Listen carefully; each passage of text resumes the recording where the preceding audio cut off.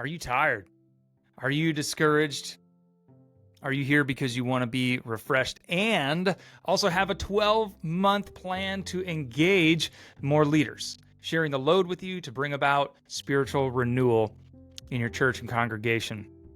Then this webinar is going to be crucial for you to watch, and I am personally living this out at Gloria Day down here in Southeast Houston, Texas, where I'm the discipling director, and I want you to experience the same. Disciples Made has had the solution that we needed, a year-long journey of coaching and support to successfully start developing spiritual leaders that share Jesus's great commission with us. Our founder, Brian Phipps, is with me today. Hey, Brian. And to help us know how we can get in on this in the summer special that we are offering for the first 30 churches who sign up for this experience. But Brian Phipps, before we start talking about the coaching process, please tell us why this process is so important to you. Thanks, Jason. I love the introduction. I do know that there are a lot of people that are challenged and struggling by this whole calling to be a minister for God. I mean, I remember when I felt called for the first time and then had people in the church where I was serving as a volunteer youth director, youth leader, and just a volunteer, even. And when they started to affirm that calling on me, I had pictures of what that would be like, how joyful it would be, how meaningful it would be, and how satisfying it would be. And you go to seminary and you prepare for that, and then you go into the first ministry setting and you realize this is hard work. And so one of the first reasons for even having a call like this that talks about a potential solution for folks is I just know how challenging and rewarding this thing called leading in a church, this thing called ministry can be. Ordained pastor in a local church for 22 years before stepping out to do Disciples Made full time about 7 years ago. I volunteered, as I said, in youth ministry for about 10 years prior to that. And I remember, being in the throes of church leadership, particularly in those years when I was a solo pastor, listening to tapes and CDs. This was before podcasts. We had to stick things into a machine and listen to them of successful leaders just to get insights, just to get hope, just to get some sense of what could possibly be next. Easter's coming up. Christmas is coming up. There's these people are getting a divorce, and these people are angry at each other, and these people want contemporary worship. These people want traditional worship. These people want liturgy and the Lord's Prayer. These people, I just remember what it's like. And oh my gosh, that was before the politicized, politic environment and COVID. And so just knowing what has happened since those things on top of all the regular struggles, that's the first reason that we want to do something like this. Second reason is Barna's research really taps in and shows just shows some of the data around how bad this is. When Barna came out with a research deal in 2022 on pastors' emotional health and stuff, it was abysmal. The number of pastors that were considering leaving their job from January of 21 to March 22 went from 29 to 42%. Now, I assume a lot of that was precipitated by COVID and just the politicized, environment. But third, and here's the most important reason we want to offer this. When Barna came out with his latest research in 2023, he showed and recently here actually, he showed that in 2023, toward the end of the year, there was a rebound of confidence in pastors. And he gave the reason why for that rebound based upon statistics. One, the people that were showing the rebound of confidence in leadership had support. They had support. We want to be that support for people. We want to connect you with other people who are in a similar pursuit so that you have kind of a fraternity or a sorority of these like-minded people with a coach. Jason, I've been doing this for 7 years now, as I said, but you can't take the pastor. You can take the pastor out of the church, but you can't take the pastor out of the pastor. This is what people that want to upgrade and level up their disciple-making efforts and spiritual renewal efforts in their church. Those are my people. Those are the people I love. Those are the people I care for. Those are the people I wake up praying for on occasion. We want to be that support for folks. The second thing that these folks were doing that gave them that renewed encouragement is they had developed leadership pipelines and new leaders were starting to emerge. And that's our specialty. And related to that, they discipled beyond volunteer roles. A lot of times discipleship really is sermons and small groups. And for those that commit to volunteering, it's some type of development on how to do the skills for that volunteer role. And these people started to develop the whole person. And that's been our core focus since the beginning. So, summary, why are we doing this? Why this call? Why a coaching process that we'll talk about somewhere along the lines here? One, we've been there. Two, we know the reality that's in the setting called church leadership, and we know we can help you win. And so I've said a lot, Jason, but you're actually experiencing this. Yeah. We started hanging out 2 or 3 years ago. So how have these changes impacted you in your setting, making it more or less fulfilling? Yeah, absolutely. As I think about this stuff, I've been in vocational ministry for probably, I think, going on 20 years now. And I know the weight of burnout firsthand, of doing it all on my own firsthand. And, tried doing it alone for a long number of years. And it truly did lead to exhaustion, led to resignation. And then actually on the positive side, it actually led to become a leadership coach, where specifically was helping pastors and church leaders break free and rediscover the joy in ministry. Because I think too often, and I think it's become normalized, is that church leaders and pastors, the motivation is good, but they tend to sacrifice their families on the altar of ministry. And that's really where my heart breaks and longs for healthy church culture and actually equipping the saints for ministry. And so our partnership with Disciples Made over the last, I guess, 3 to 4 years has been really to give us a process and a definition and a system of raising up everyday leaders who see themselves as not just partners with me, not just partners with the other staff, but partners with Jesus. And that is one of the most exciting things truly about being able to lead these intentional disciple-making environments, is people's eyes being lit up that I didn't even know that was a thing. And so raising up these leaders and partners with Jesus, both in the church and beyond the church, and just the result that is truly exciting for us here at Glory Day is that the staff are no longer doing it all. And that's a beautiful thing. And so my role now, right? I can feel that one in my shoulders, man. Yeah, I'll say that again, is that the staff is no longer doing all the ministry, and it's a beautiful thing. And so for me, is I just get to continue to coach and develop others for the work of ministry, which I think is what Jesus intended. In fact, I know that's what Jesus intended and called us to do. And it's, Brian, and it's made all the difference in the world. And to be able to see the joy and the revitalization and the renewal here, it's a healthy culture and a discipling culture. And I'm really proud to be able to say that. I got to meet several of those folks too, and they are lit up when they come up to your table and they're in tears and they're thanking you for what you've done. And, I've never met them before, but they feel connected. That's pretty special to see. It really is. It really is. It's really special. It was amazing to see when you came and visited and everything, just like how people, as we ate and drank together, just how excited they were to share with you the stories and everything like that that they get to be a part of. So I do have another question for you, Brian. Just engaging leaders who help lead spiritual renewal.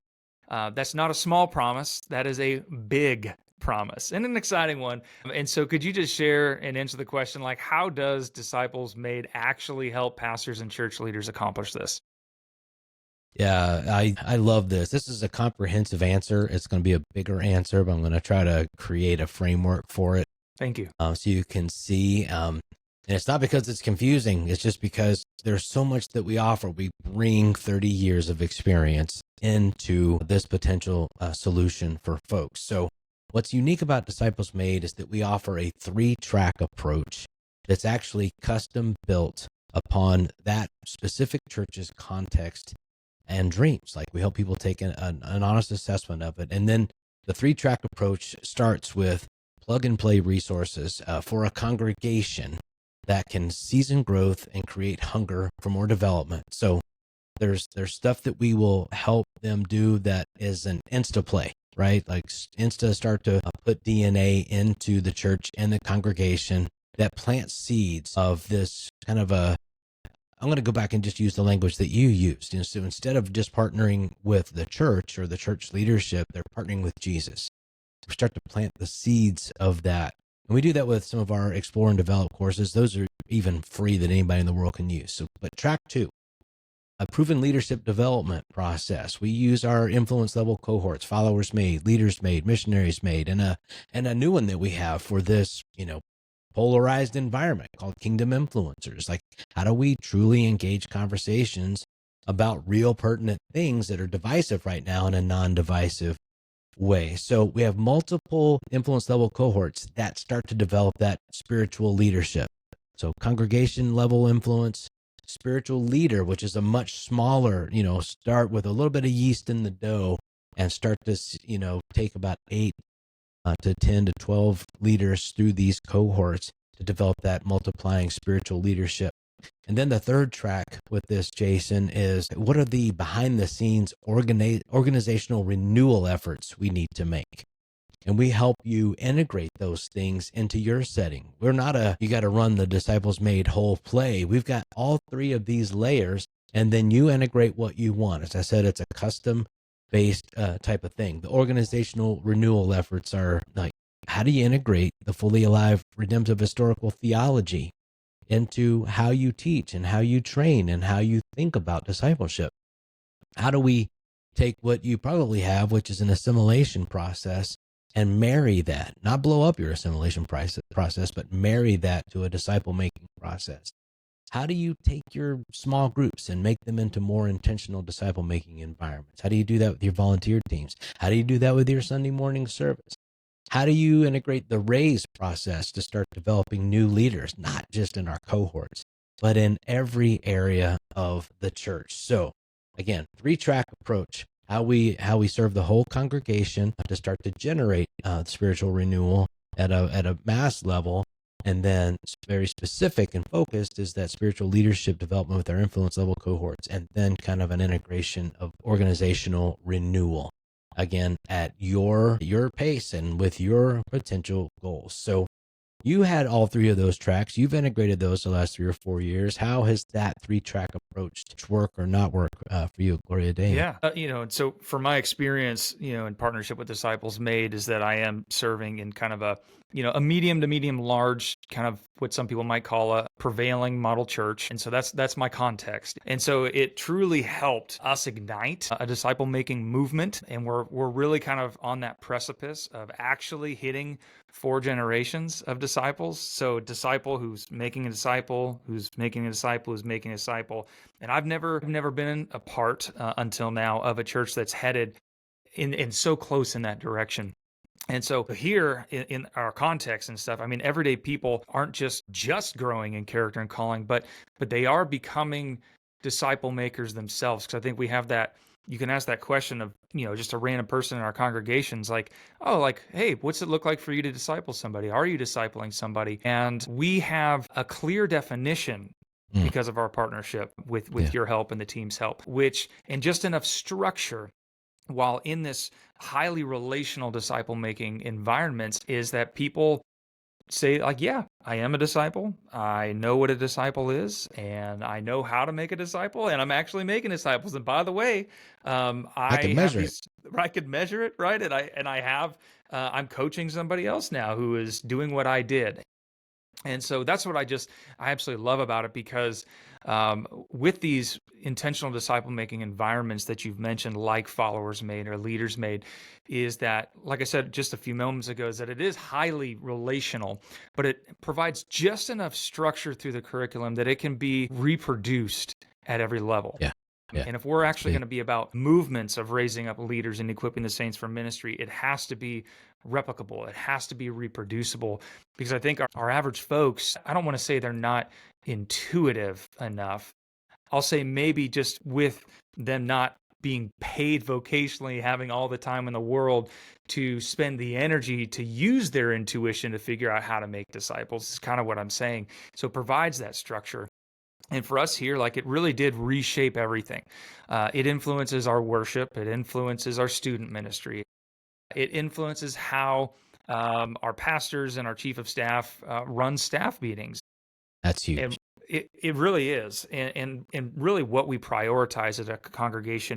And you had mentioned a little bit ago just about, the Disciples Made really kind of creates and offers an entire ecosystem of intentional disciple making, right? From the redemptive theology that is rooted in Genesis chapter 1, that is rooted in Jesus's promise in John 10:10, and it really is just the theology, the environments, the DNA, the process, the habits that fuel the outcomes of character and calling, right?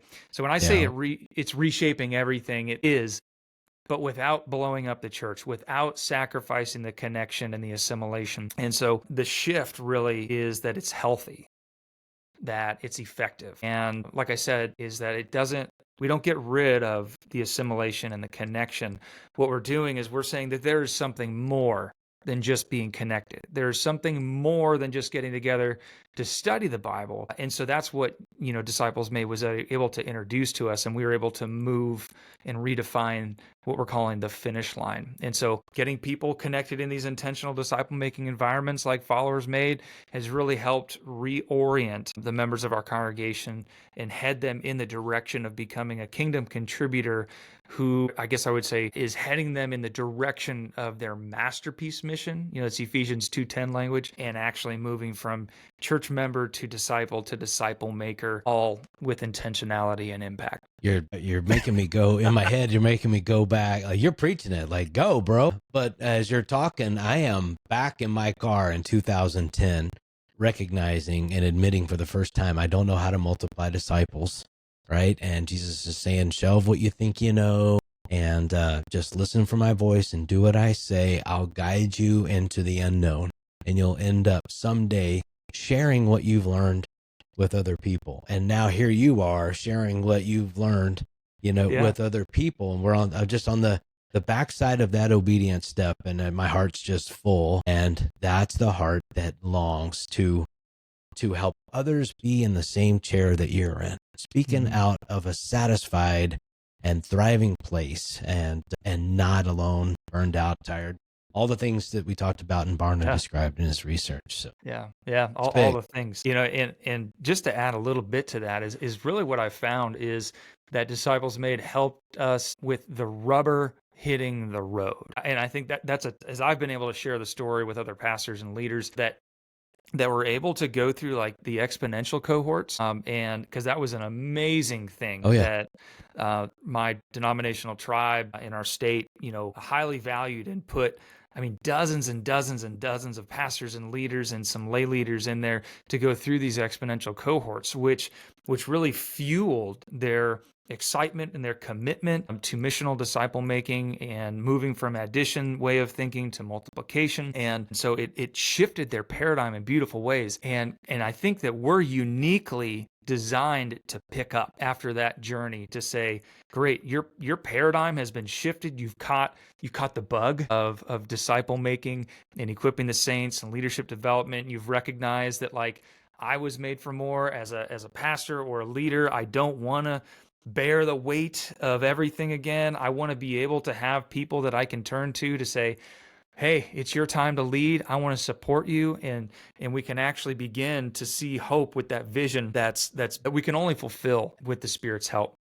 And so we're an implementation plan of their paradigm shaping. And I'm a product of that paradigm shaping. Me too. Me too. I've been to Exponential and their conferences for decades, it seems, and I remember seeing multiplication stuff, and I would come back from that, like Neil Cole would present or whatnot, and how multiplication works, and I'd come back convinced. But it wasn't until 2010 that I was deeply convicted and change started. And so if that language helps anybody, if you're listening to this and this is what you want, you're convinced that it's what Jesus wants, there's another step after convinced. It's convicted. And you've moved from convinced to convicted when you say, I'm going to die on the multiplication hill. Like, I don't care if I lose my job. I don't care if I have to go sell something in order to make my living. This is what Jesus said we are to do. I will commit to that, or I'll commit to serving Jesus another way outside of this job. And as Jason said, we can actually help you transition your culture over time through people that might actually, because they don't know any better, be in the way of that transformation happening and not even knowing. So go God. I love it. Go Let's God, go. love it. Well, hey, I'd love to kind of transition us just a little bit into actually what does it look like to partner with Disciples Made to see this happen. And you had mentioned earlier about a custom built journey. And so when you say custom built, how do you know what the church leaders need? Yeah, and full disclosure, when I say custom built, we don't start over from scratch. There's primary fundamentals, like I just mentioned to you. There's tools to use for this. There's tools to use for this. There's frameworks and theologies and all that are going to be very applicable to what you're doing, and we pull from all that. So it's not like we're making new stuff up for your church. We've got the resources, but we want to hear the very particular pain points and the very particular dreams and burdens God has placed on you. And so we start our relationship with anybody with a mission mapping call, a 2-hour mission mapping call. We actually, if you go all the way back, we start with a discovery call. We try to figure out just at a very high level in 30 minutes, what is it that you need to accomplish? What do you want to accomplish? And then we are just very honest with you with whether or not we can help you accomplish that or not. If you just want better small groups, then we're probably not your resource, but we can guide you to one, a person or a ministry that is. They're out there, and that's important. But our goal really is, how do we help you really start to develop spiritual leadership that shares the burden of ministry, and it actually multiplies impact in your congregation. So that's what we want. So we help you there. If you agree, if you think like we really want to get that 2-hour mission mapping call, we give you some assessments to take before we actually have a mission mapping call a few hours from now with a church in South Carolina. So I'm very excited about that. They've already taken the assessments. I've already culminated curated all the data to let them know, here's where your strengths are, here's where your challenges are, here's what your perception of your church's impact is currently, here's where we can go. And then we kind of share with you this 3-track approach. And then based upon that, we ask you, where do you want to go as far as character formation is concerned? What do you want to do specifically in the next 12 months? If nothing is holding you back, what would you want to accomplish when it comes to volunteerism, when it comes to evangelism, when it comes to anything else that doesn't fit one of those categories? What are your specific goals? So we listen to you. We listen to the 2 or 3 or 4 people that you bring to this mission mapping call. And then we, from our library of resources and all the 3-track approach, customize a plan to help you accomplish your goals. So that's how, when we say custom built, it's all the pieces are there. It's just we curate it in a way and in a language that fits your culture so that you can effectively lead in your setting. I know that we appreciated that at Gloria Day as well, is that, that Jesus has placed, a particular mission and vision and purpose and values for our congregation, right, in our little niche in Southeast Houston. And I just appreciated that the Disciples Made honors that, and we want to do the same thing for anybody that we get to partner with. Absolutely, man. A lot of work has gone into that. A lot of energies behind that. Like, that's important. Yeah, because I think a lot of people, it's just we want to make sure that we let everybody know that that if God leads you to partner with us in this coaching journey, is that you're not going to be asked to abandon all the years of hard work that you've done, but we want to seamlessly marry that thing and move the finish line together. And Jason, it's interesting. I was actually on a call with you yesterday, talking to just a really cool gentleman. And he asked, do I have to do this? Like, do I have to run the 100% Disciples Made play? And I don't know exactly what he meant by that. Like, but it sounded as if, do I have to throw everything that I'm doing out and start over with you? And I hope what people are catching is there's an awful lot you can integrate, but we can do that over an extended period of time. And it really is going to be done in bite-sized ways that you can manage and that you feel God leading you to integrate at the time. Now, you just mentioned extended time. From the mission, we got the discovery call, perhaps then the mission mapping call. How long does this journey take? What would you say to that? I guess it depends on what do you mean by the journey. So if you're talking about trying to transform culture, that can take a really long time. Jesus came into the world and had a 2 to 3 year ministry stint among his disciples to change the culture of 12 people. And he got mostly there. Then he sent his spirit to help him get the rest of the way, right? The way we've been talking about it, Jason, so far on this call is a 12-month engagement to help you take some steps toward real change. Now, a lot of people think, well, 12 months, that's a long time. And it is. But here's the reality. You can only get so far in 12 months. I don't want to, a lot of people overestimate what can happen in 1 year, but a lot of people underestimate what can happen in 3 to 5. And so ideally, we want to just do 1 year with you with a solid plan based upon your needs and your dreams that we believe will actually help you accomplish significant spiritual traction that you can build on in year 2. Our ideal relationship with the church is 3 years. Year 1 is a lot of orientation, a lot of kind of learning a new approach, theology, all these other things to getting to spiritual leadership and actually developing your first rung of new leaders. Phase 2, how do you coach those new leaders and truly learn to be an equipper instead of a worker in all things, church work? And then year 3 is, okay, how do you help those people lead the people that they raised up, in year 3? And that's a whole different set of skills at each phase. And I went through all 3 of those phases. I've helped other church leaders go through all 3 of those phases to where they're doing, like you said earlier, we actually have disciple makers that are into the 4th generation, and that's huge. That's a game changer. That's a culture changer, but it takes about 3 years to get there. So our ideal situation is to work with you over a period of 3 years. And then I would say you're in the group. You're a part of the people that have renewed the DNA, the core DNA, and you've proven it through leadership, reproduction, and mobilization. And so now we want you just to be encouraged to get touch points. Like, we don't want any more coaching relationships and money or anything like that. We want you to just thrive. And so that's our goal for you, is to help you go from here to here over a period of 3 years, and then you not need us anymore. But we're all part of a collegium. I don't know if I just made up a word or not, but a collegium of mutual support, love, encouragement. And that's what the Fully Alive app really has, is a sense of community beyond just coaching and products and stuff like that. So I'm blabbing on, but that's how long it takes. Do it 12 months at a time. Do it right. Do it up to 3 years for big culture change. And then let's just be a mutual encouragement to each other on.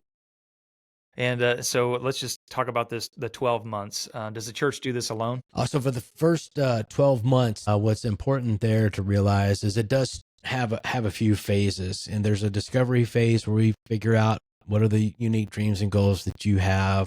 We orient your team after learning all that stuff. And orientation is just kind of a download of all of the DNA of who we are and what you can do based upon those goals. Again, contextualized to your church. And then we actually support you on a monthly basis with other churches. That's the specific answer to your question. Do you do it alone? Well, the front end, you do it alone because it's unique to you and your context.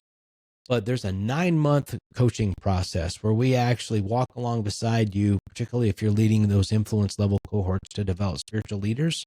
There's so much that needs to be done well in those settings for them to be as effective as they can. And we want to be with you once a month, knowing what your goals are, helping you accomplish those goals, giving you bite-sized little DNA nuggets along the way in order to really support the purity of what you're doing, etc. So do we do it alone? Some of it's alone. The preparing, the orientation, the initial training. At the end of the year, how did we do? Did we accomplish our goals? Whatnot. That's stuff that's unique to the church and the coach. But in the meantime, throughout the year, the spread of a year, you're with other churches, up to 5 other churches who are at a same phase of formation as you. And the thing that I found really, really powerful, particularly here in Kansas City, was how these churches and the leaders within them became close friends. And they would start to pray with each other. Hey, they get on a little group me text thread. They can do that in the app now, but they get in a little stream and say, we're having our information huddle tonight. I've got 11 people coming. Would love for you to pray for us. Oh, I'm praying for you. And then the next day, how did it go? And, oh man, we had an extra person show up. And so when you just see that mutual support start to happen, denominational walls start to break down, all kinds of beautiful things for God's kingdom start to happen in that. So I know that's more than what you asked, but just No, got me I all love it. excited. Yeah, absolutely. I think that just that value of the mission mapping call, being able to have a larger group from your congregation there as well. Well, not for the mission mapping call, but for the immersive training, and just to Yeah. be able to have enough key leaders, key volunteers there as possible to really try and I don't know, ignite just some momentum behind Oh yeah. It's the huge. initiative and stuff, right? And then just with the monthly coaching cohorts of just being able to tap into not just the community, the relationships, but just there really is a beautiful collective genius that happens when you get together with other leaders who are going through the same process and stuff. And so it really is just it did wonders for Gloria Day just to get us all aligned and setting us off with momentum. Yeah, and as we kind of wrap this down, just to kind of get into some of the details, what should a congregation expect to pay for this 12-month coaching process? Yeah, I mean, I wish that I was a multi-bajillionaire and nobody would ever have to pay anything because this is a ministry, not a business. So here's the answer. You get over 20 hours of coaching, some of it direct, some of it with the other churches, and a year's access to all the digital resources that you'll need to deliver it for $6,750. So that number's probably a lot lower than you anticipated. That's because this ministry is funded so much by donors. And most of those donors are people who've been through these cohorts in the past with me, Jason, with you, and other leaders in the wake of that initial run. Those people are to be commended and loved and appreciated for making this happen, and we be able to deliver this in a way that isn't cost prohibitive. I remember trying to go get some training similar to this back when I was in a position of ministry at a church, and this stuff would exceed $15,000 even back then. Some of it up to 20 grand for a weekend's training, and we're saying we want to walk alongside you for 12 months. And by the way, if you end up renewing for year two, it's less than half of that because all the orientation's done. But here's the fun thing: we want to fill 6 cohorts this fall, and if those cohorts are up to 5 churches each, that's 30 churches.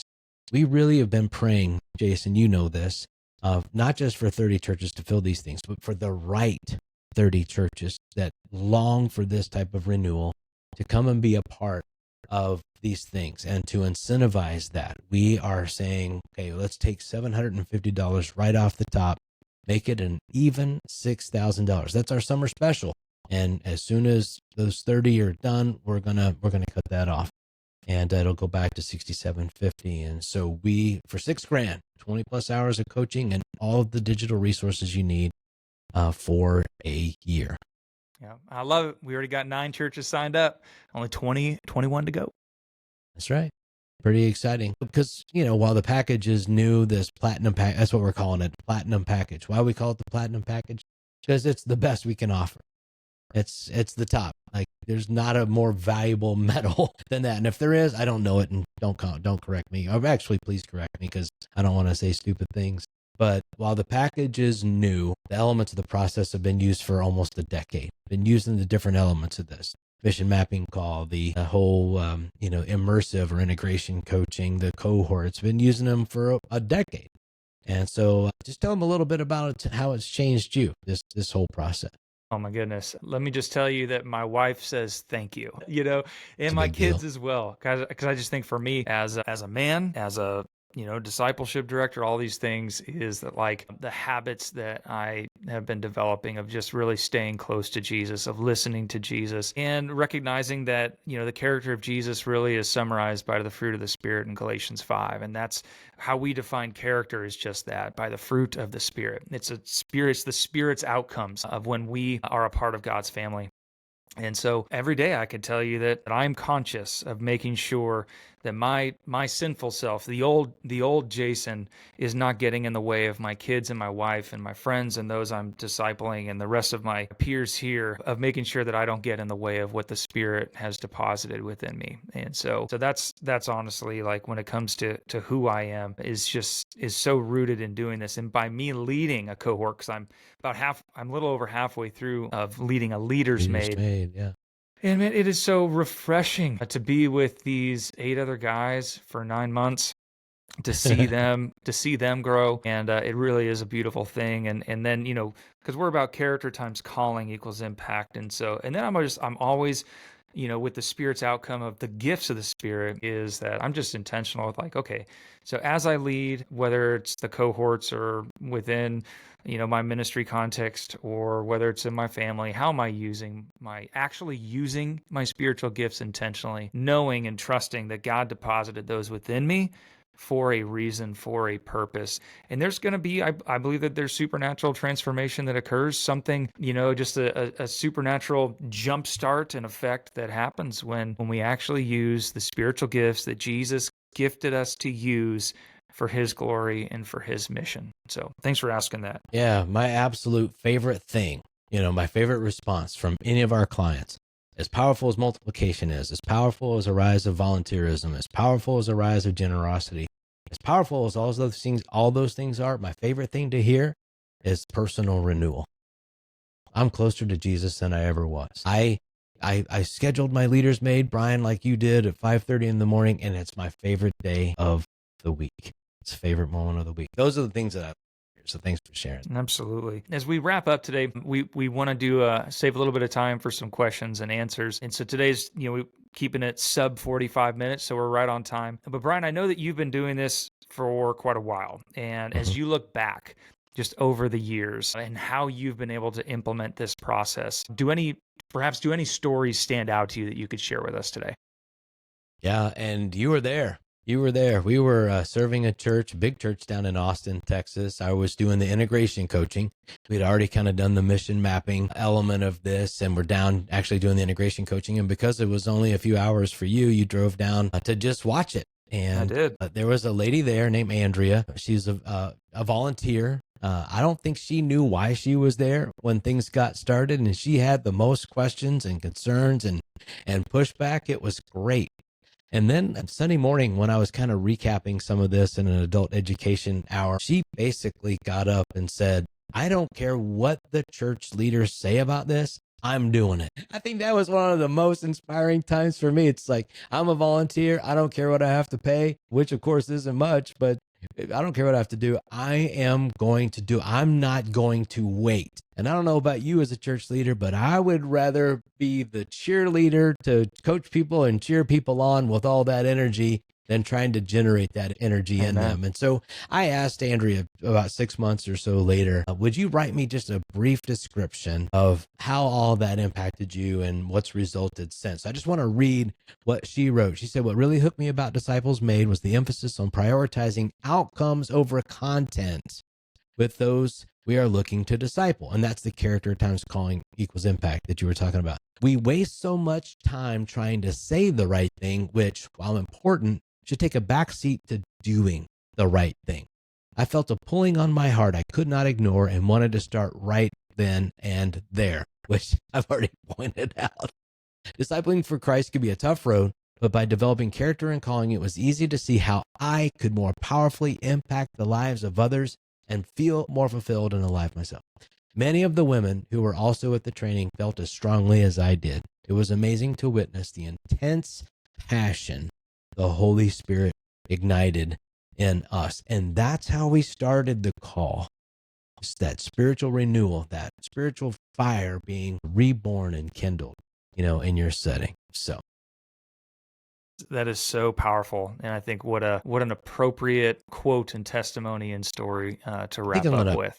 Print that out and stick it right there right on my wall so I don't forget that. Right. Absolutely. That's the kind of stories that we experience here as well. And definitely want to hold on to those things. And hopefully for everybody that's listening is that we can help you have those kind of stories as well as we partner with Jesus together to help us raise up more leaders and equip the saints for the work of ministry and see regular people partnering with Jesus and experiencing the joy of that in their masterpiece mission. So if you want to learn more and if you want to have those types of stories in your context, we're going to provide you a link in either the description with this being posted on YouTube right after this, the show notes. You can always go to disciplesmade.com You can also, and you click the little coaching tab at the top, and you'll see the link there for our platinum coaching package. If you guys have any questions, feel free to shoot us an email. You can contact us via the contact us page at disciplesmade.com. You can also find us whether